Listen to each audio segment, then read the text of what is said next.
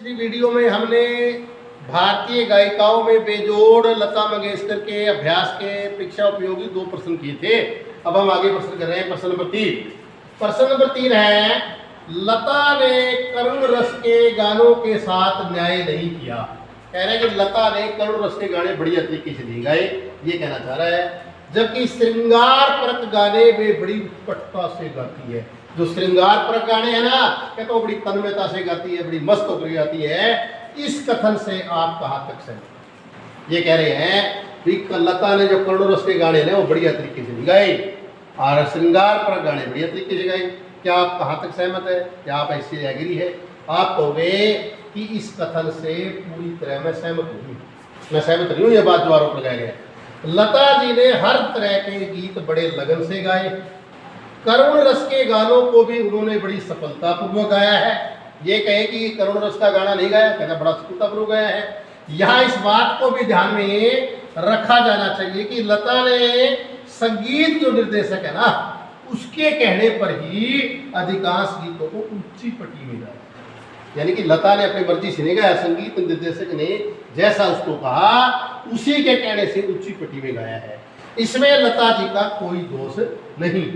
ऐ मेरे वतन के लोगों जरा आंख में भर लो पानी, जब ये गीत गाया था ना, इस गीत को जब लता जी ने गाया था तो हमारे प्रधानमंत्री जवाहरलाल नेहरू भी जो है ना वो रो पड़े। अब प्रश्न नंबर 4 देखेंगे हमें। प्रश्न नंबर 4 क्या कहना चाह रहा है कि चित्रपट संगीत ने लोगों के कान बिगाड़ दिए। यानी जो फिल्मी चित्रपट का मतलब फिल्म जो संगीत है, जो पर्दे पर गीत गाया जा रहा है, कहता लोगों ने उसे कान बिगाड़ दिए हैं, लोगों के कान बिगाड़ दिए हैं। अक्सर यह आरोप लगाया जा रहा है इस संदर्भ में कुमार गंधर्व की राय और अपनी राय। ये कह रहा है कि चित्रपट संगीत ने लोगों के कान बिगाड़ दिए, ये आरोप लगाया गया है। और इस संदर्भ में जो लेखक है कुमार गंधर्व, जिसने ये पाठ लिखा है, उसकी राय और अपनी राय। क्या ये बात गलत है कि सही है कि चित्रपट जो संगीत है, जो फिल्मी संगीत है, जो पर्दे पर दिखाई दे रहे हैं, उन्होंने लोगों के कान बिगाड़ दिए? क्या इस बात से सहमत आप? कह रहे इस कथन के संदर्भ में कुमार गंधर्व का विचार यह है, यानी जो कुमार गंधर्व है जिसने ये पाठ लिखा है, उसका विचार यह है कि चित्रपट संगीत ने लोगों के कान खराब नहीं किए बल्कि सुधार दिए हैं। कौन कह रहा है कि कान बिगाड़ दिए? देखा कह रहा नहीं, कुमार गंधर्व कह रहा है कि नहीं भाई, सुधारे हैं। बल्कि इस संदर्भ में हमारी राय भी कुमार गंधर्व की राय से मेल खाती, क्योंकि इसने पूछा है कि गंधर्व की राय क्या है और आपकी राय क्या है। कहता हमारी राय भी कुमार गंधर्व की राय से मेल खाती है। पहले आम आदमी को न तो सुर का, न लय का, न ताल का कोई समझ नहीं, लेकिन अब है ना संगीत के अनेक प्रकारों से लोगों का परिचय हो रहा है। लोग जो ना संगीत के अनेक प्रकार जानने शुरू जो है मतलब जो है ना जान गए हैं। उनका जो स्वर ज्ञान है वो भी बढ़ रहा है। लोगों को सुरीलेपन का भी ज्ञान हो। पहले लोगों को ये ज्ञान नहीं था, न सुर का, न लय का, न ताल का, न किसी अनेक प्रकार के संगीतों का ज्ञान अब परिचय हो रहा है। उनका स्वर ज्ञान बढ़ रहा है। लोगों को सुरीलेपन का ज्ञान हो रहा है कि सुरीलापन क्या होता है। और जो लय है वो लय के विभिन्न प्रकारों से लोगों का परिचय हो रहा है। लेखक और मेरी राय यह है कि पहले के संगीत की बजाय आज का संगीत जो है कान फोड़ू है।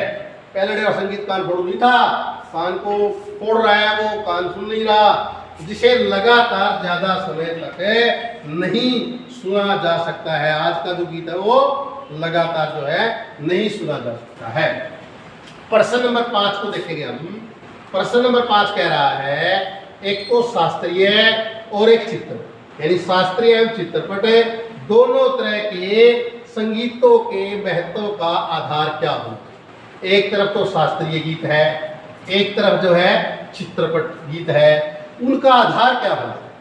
कुमार गंधर्व की इस संबंध में क्या राय है? जो लेखक है कुमार गंधर्व, इसके बारे में उनकी राय क्या है? किसके बारे में? शास्त्रीय और चित्रपट दोनों तरह के संगीत का आधार क्या होगा? क्या राय? देखिए, संगीत और चित्रपट दोनों प्रकार के संगीतों के महत्व का आधार है गानपन। गानपन का अर्थ आप समझ चुके हैं। वह संगीत अधिक महत्वपूर्ण है जो आम आदमी को भाव विभोर करते। ये कह रहा है कि वह संगीत, वो संगीत अधिक महत्वपूर्ण है जो आम आदमी को भाव विभोर कर दे, मस्त कर दे। कैसे, ये बता रहा है आगे कि शास्त्रीय संगीत में अगर आम आदमी को भाव विभोर करने का गुण है तो वो शास्त्रीय संगीत का महत्व अधिक है। ये कहना चाह रहा है भाई, अगर शास्त्रीय संगीत के अंदर आम आदमी को भाव विभोर करने का गुण है तो शास्त्रीय संगीत का महत्व ज्यादा है। अगर चित्तरपट संगीत में यह गुण है, कौन सा, आम आदमी को भाव विभोर करने का, तो इसका महत्व अधिक है।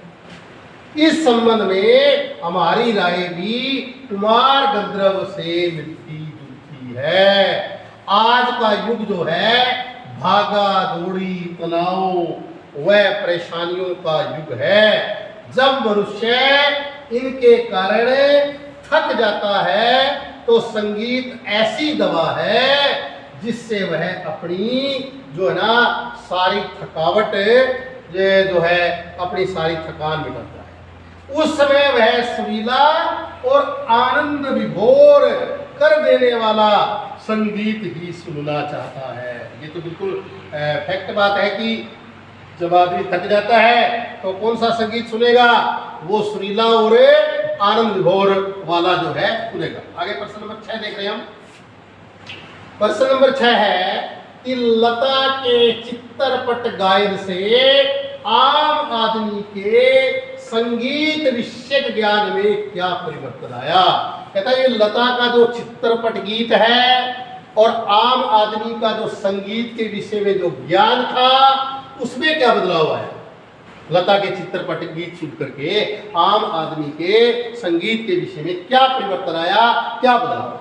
देखिए बहुत बड़ी बात यही है कि लता के चित्तरपट गायन से आम आदमी के संगीत विषयक ज्ञान बढ़ा, यानी आम आदमी का जो संगीत के बारे में जो ज्ञान था वो बढ़ा है।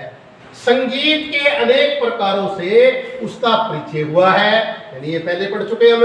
उनका स्वर ज्ञान बढ़ा है और सुरीलेपन का ज्ञान हो रहा है, लय के विभिन्न प्रकारों से उसका परिचय हो रहा है। ये लता के चित्तरपट जो है गायन की विशेषता है क्या कि आम आदमी संगीत विषय का ज्ञान बढ़ा है, अनेक प्रकारों से उसका परिचय हुआ है संगीत के प्रकारों से, और स्वर ज्ञान बढ़ा है, सुरीलेपन का परिचय हुआ है, लय के विभिन्न प्रकारों से उसका जो है ना वो परिचय हुआ है।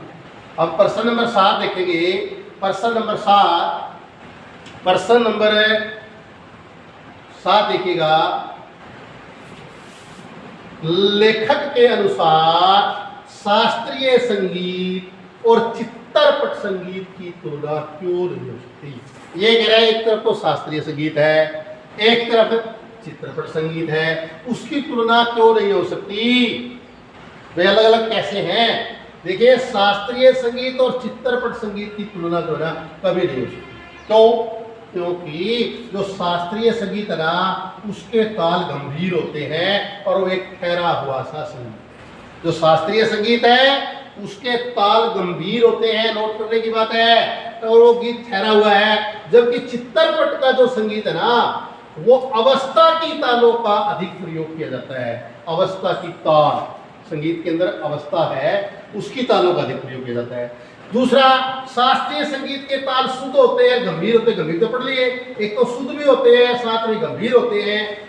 जबकि जो चित्रपट संगीत है ना उसके ताल लोचदार है, लचकदार और सुगम होते हैं, यानी कि लोचदार भी होते हैं और वे सुगम भी होते हैं। शास्त्रीय संगीत में आघात और लय को अधिक महत्व दिया जाता है। किस किस को? इसमें शास्त्रीय संगीत में एक तो आघात का और एक लय का, इसको अधिक महत्व दिया जाता है।